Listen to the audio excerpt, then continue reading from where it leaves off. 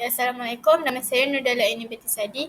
Hari ini saya akan terangkan perbezaan antara KSPK dan juga kurikulum teori.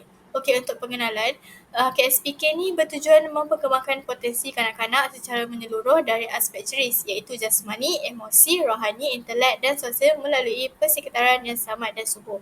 Untuk kurikulum teori pula, kurikulum ini ialah kerangka kurikulum untuk pembelajaran awal kanak-kanak iaitu tamariki dalam konteks sosial budaya. Kurikulum ini juga menekankan rakan kongsi di antara guru, ibu bapa dan juga keluarga. Untuk kemahiran KSPK iaitu ada dua, kemahiran abad ke-21 dan kemahiran aras tinggi iaitu KEBAT. Untuk kemahiran abad ke-21 ada 9 ciri-ciri iaitu berdaya tahan, mahir berkomunikasi, pemikir, kerja sepasukan, bersifat ingin tahu, berprinsip, bermaklumat, penyayang atau prihatin dan akhir sekali ialah patriotik. Untuk KEBAT ada 4 perkara yang difokuskan iaitu mengaplikasi, menganalisis, menilai dan mencipta. Untuk kemahiran teoriki pula ada 4 iaitu kemahiran komunikasi secara bukan lisan, mengira, daya kreativiti, menceritakan pengalaman melalui bercerita. Okey, untuk strategi, KSPK ada 9 strategi. Yang pertama ialah pembelajaran berpusatkan murid, pembelajaran berasaskan inquiry, pendekatan bersepadu, belajar melalui bermain, pembelajaran mastery, pendekatan bertema, pembelajaran kontekstual, pembelajaran berasaskan projek dan akhir sekali ialah pembelajaran berdasarkan kepelbagaian kecerdasan. Untuk teoriki pula ada 5 strategi iaitu kesejahteraan, kepunyaan, sumbangan, komunikasi dan akhir sekali ialah eksplorasi. Untuk tunjangan KSPK ada 6 iaitu sains teknologi, komunikasi, kerohanian, sikap dan nilai, kemanusiaan, keterampilan diri dan juga perkembangan fizikal dan estetika.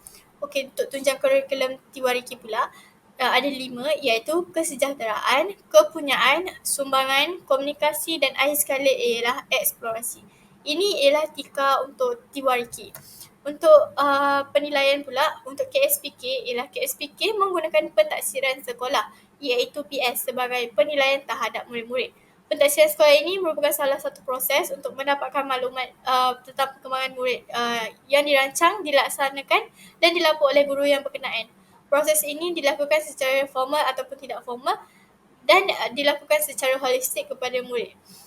Untuk kurikulum teoriki pula, kurikulum teoriki ini menjalankan penilaian dengan cara membuat pemerhatian terhadap tingkah laku murid, hasil kerja murid dan perbualan dan interaksi antara murid. Okey, untuk kemahiran ada kelebihan dan kekurangan. Untuk kelebihan, KSPK dapat mengajar murid untuk berfikir di luar kotak. Untuk teoriki, murid dapat berkongsi pengalaman dan bercerita dengan orang sekeliling. Untuk kekurangan, KSPK, setengah murid tidak berada dalam pada tahap pemikiran yang sama dan menjadikan murid tidak dapat mengikut perkembangan pembelajaran. Untuk teoriki, murid akan mengikut perkara yang negatif dari orang sekeliling.